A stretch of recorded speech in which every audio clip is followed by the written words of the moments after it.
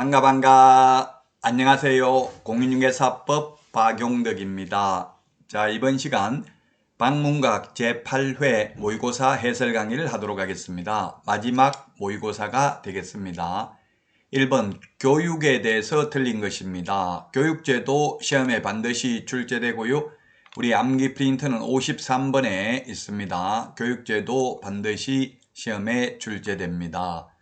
정답은 5번이 되겠습니다. 연수교육은 관보에 고시하지는 않고요. 대상자에게 2개월 전까지 통지해 주어야 합니다. 따라서 1번에 5번이 정답이 되겠습니다. 교육제도 꼭 기억을 하셔야 되겠습니다. 1, 2, 3번인데 사전교육이라고 하죠. 중개실무교육, 경매실무교육, 직무교육은 사전교육 미리 받아야 됩니다.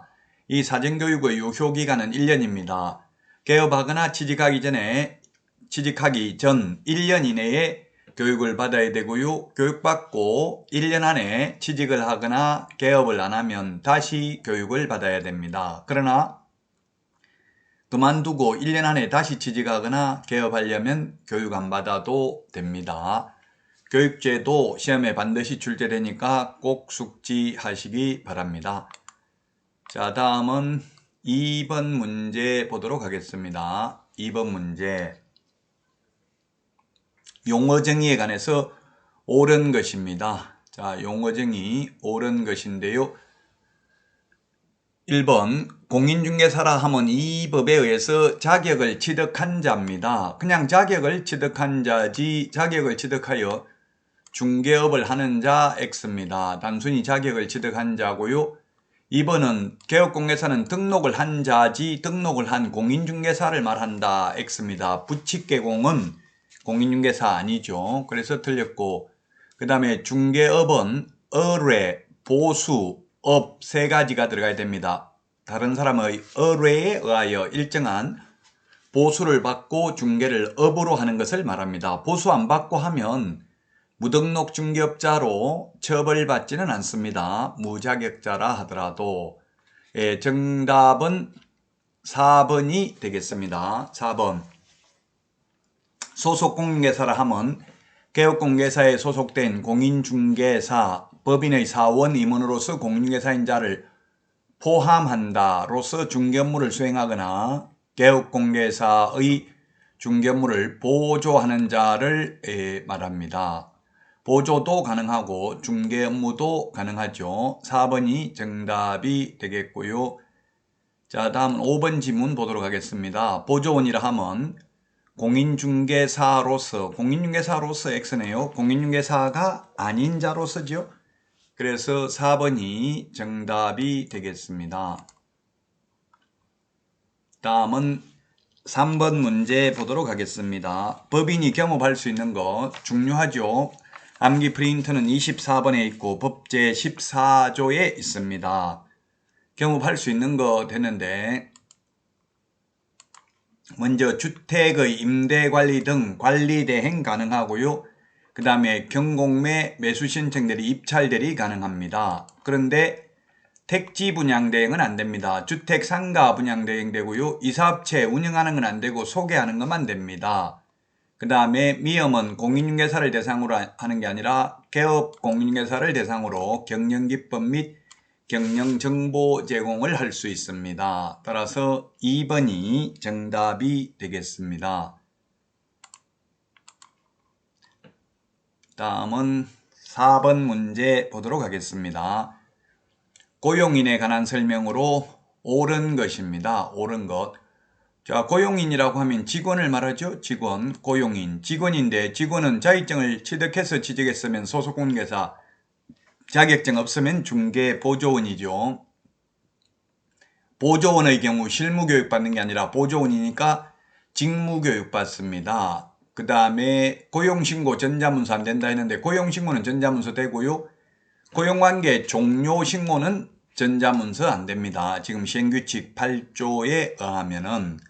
자, 그 다음에 고용관계 종료신고 7일 이내 하는 게 아니라 10일 이내 합니다. 고용신고는 업무 개시 전에 하죠.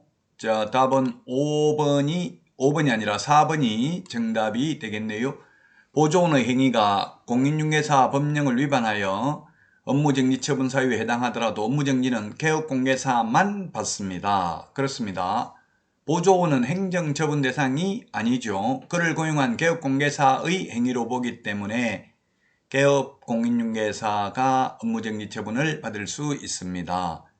자, 그 다음에 5번 지문. 중개보조원의 유사명칭 사용으로 개업공개사가 300만원 이상의 벌금형을 선고받았을 경우 양벌규정에 의해서 개업공개사의 중개사무소 개설 등록이 취소된다 했는데, 양벌규정에 의해서 이 법에 의한 벌금이란 이 법에 의해서 300만 이상 벌금 받으면 결격사유고, 결격사유에 해당되면 등록을 취소해야 되는데, 이 양벌규정은 본인 잘못해서 받은 벌금만 해당되고 직원 잘못으로 받은 벌금은 이 법에 의한 벌금이 아닌 것으로 해석을 하고 있습니다. 그래서 5번도 틀렸습니다. 다음은 5번 문제 보도록 하겠습니다. 전속중개계약에 대해서 옳은 것입니다. 자, 전속중개계약에 대해서 옳은 것인데, 1번 전속중개계약 유효기간 3월이며 연장 불가능하다 했는데, 원칙 3월이고 예외 당사자 약정으로 달리 정할 수 있습니다. 자, 그 다음에 전속중개계약서에는 소속 공인중개사의 경우에는 서명 또는 날인도 할 의무가 없습니다.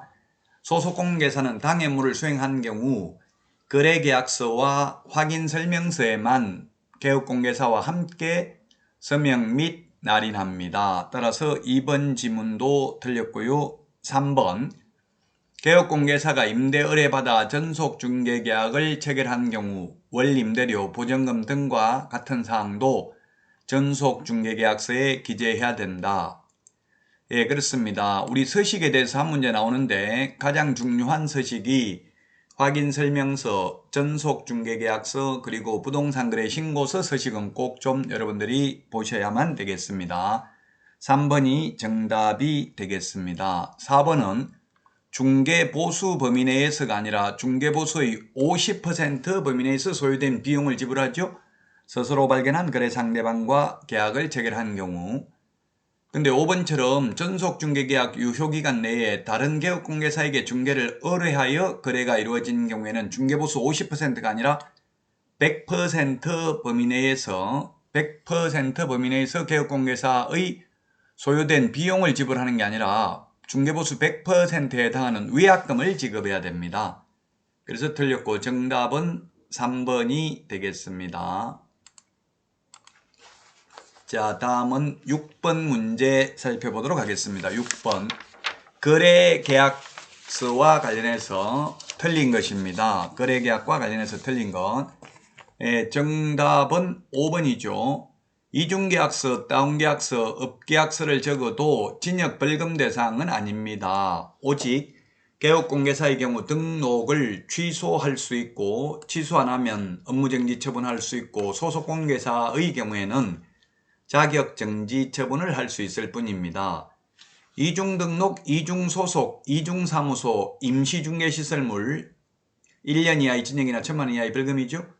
그리고 이중등록, 이중소속은 절대적 취소, 이중사무소, 이중계약서는 임의적 취소 기억하시기 바랍니다. 우리 암기 프린트는 53번 표 밑에 있습니다. 6번에 답 5번이고요.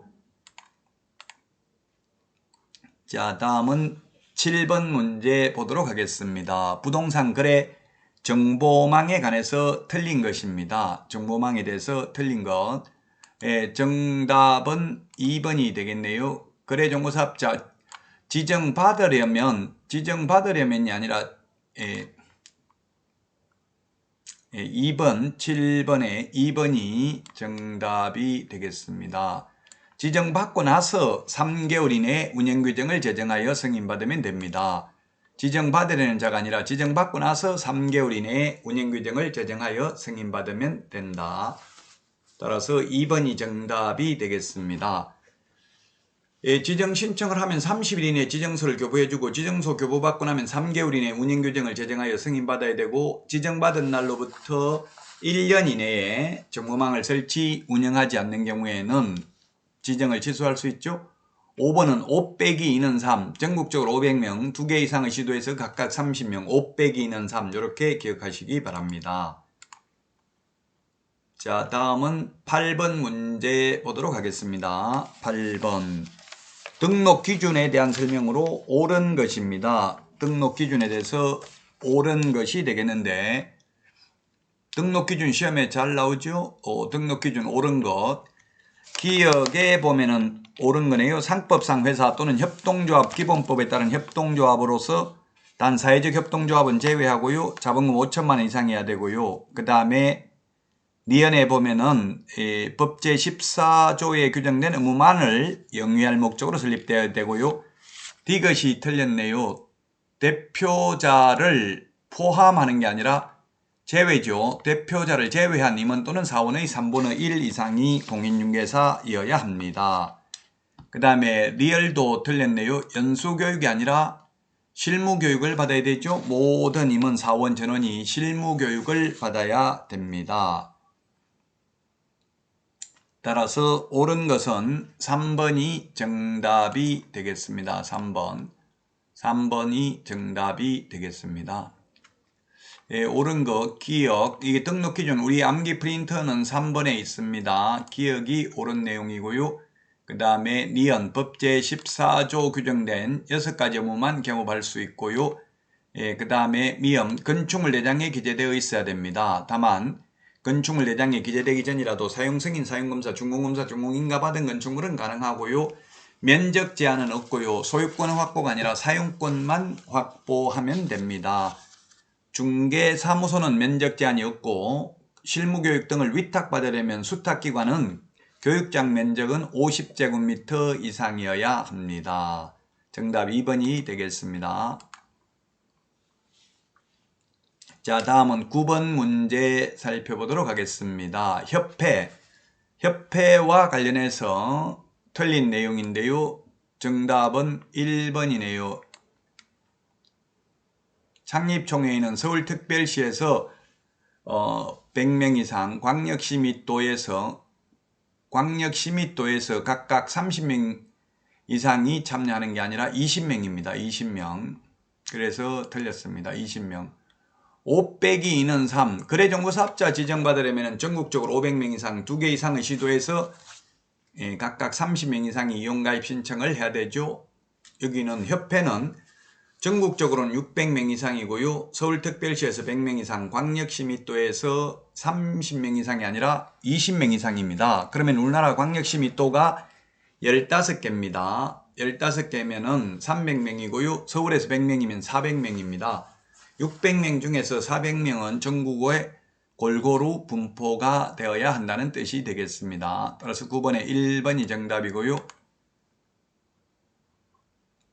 자, 10번 문제 보도록 하겠습니다. 10번.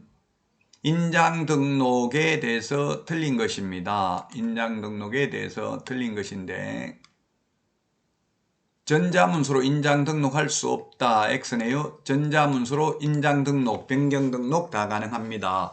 전자문서 불가능한 게 고용관계 종료 신고, 휴업 신고, 폐업 신고, 전자문서 불가능합니다. 공인중개사법에서는 휴폐업의 경우 등록증을 반납해야 되니까. 그리고 부동산거래 신고 등에 관한 법률에서 전자문서 불가능한 게 많죠.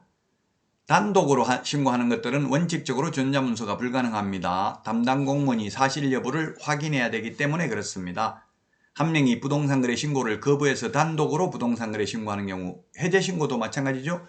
한 명이 거부해서 상대방이 단독으로 신고하는 경우, 면적 변경 없이 가격 변경을 하는 경우, 거래 당사자 주소, 전화번호, 휴대전화번호 정정 신청도 단독으로 가능하므로 전자문서 안 되고요.